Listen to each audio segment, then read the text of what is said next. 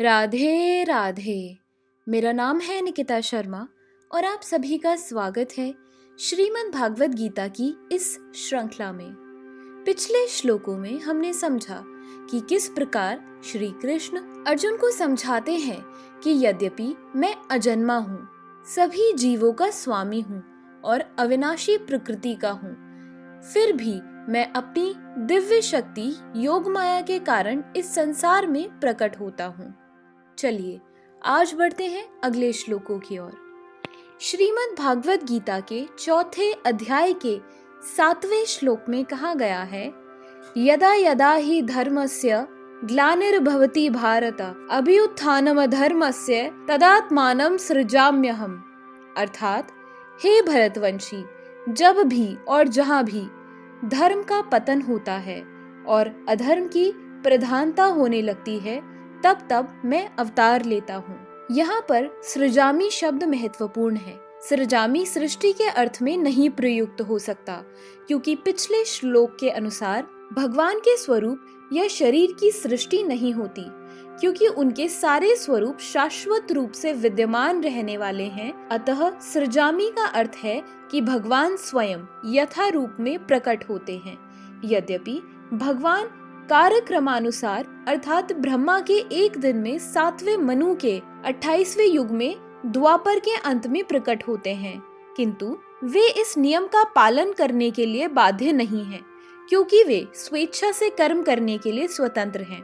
अतः जब भी अधर्म की प्रधानता तथा धर्म का लोप होने लगता है, तो वे स्वेच्छा से प्रकट होते हैं। धर्म के नियम वेदों में दिए गए हैं, और यदि इन नियमों के पालन में कोई त्रुटि आती है तो मनुष्य अधार्मिक हो जाता है। श्रीमद् भागवत में बताया गया है कि ऐसे नियम भगवान के नियम हैं।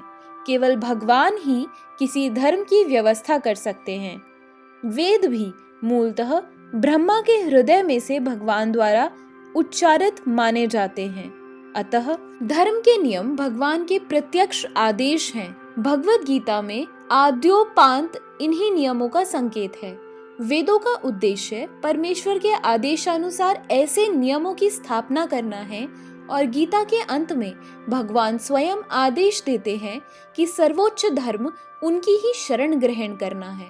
वैदिक नियम जीवन को पूर्ण शरणागति की ओर अग्रसर कराने वाले हैं, और जब भी असुरों द्वारा इन नियमों में व्यवधान आता है, तभी भगवान प्रकट होते हैं। श्रीमद् भागवत पुराण से हम जानते हैं कि बुद्ध कृष्ण के अवतार हैं, जिनका प्रादुर्भाव उस समय हुआ जब भौतिकतावाद का बोलबाला था, और भौतिकतावादी लोग वेदों को प्रमाण बनाकर उसकी आड़ ले रहे थे।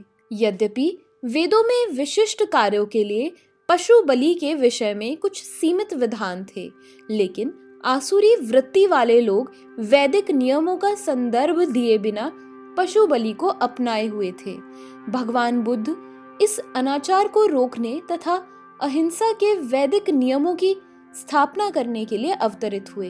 अतः भगवान के प्रत्येक अवतार का विशेष उद्देश्य होता है, और इन सब का वर्णन शास्त्रों में हुआ है। यह तथ्य नहीं है कि केवल भारत की धरती में भगवान अवतरित होते हैं।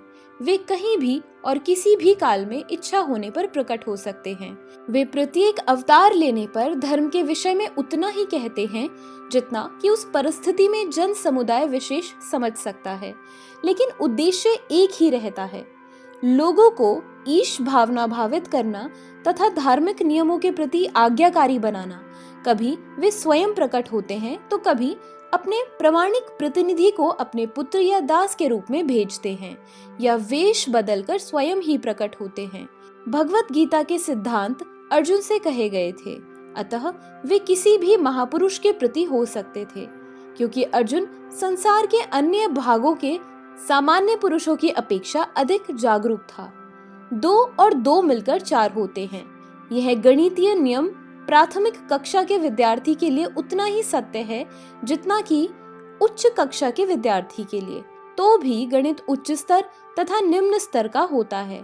अतः भगवान प्रत्येक अवतार में एक जैसे सिद्धांतों की शिक्षा देते हैं, जो परिस्थितियों के अनुसार उच्च या निम्न प्रतीत होते हैं। जैसा कि आगे बताया जाएगा, धर्म के उच्चतर सिद्धांत चारों वर्णाश्रमों को स्वीकार करने से प्रारंभ होते हैं। अवतारों का एकमात्र उद्देश्य सर्वत्र कृष्ण भावनामृत को उद्बोधित करना है। परिस्थिति के अनुसार यह भावनामृत प्रकट तथा अप्रकट होता है। इसी के साथ श्रीमद् भागवत गीता का यह श्लोक समाप्त होता है। अगर आप सभी लोग श्रीमद् भागवत गीता की इस श्रृंखला में हमारे साथ हैं, तो हमें अपने विचार कमेंट सेक्शन में जरूर बताएं और इस श्रृंखला को अपने परिवारजनों और मित्रगणों के साथ जरूर शेयर करें, ताकि उनके जीवन में भी इस अद्भुत ज्ञान का संचार हो सके।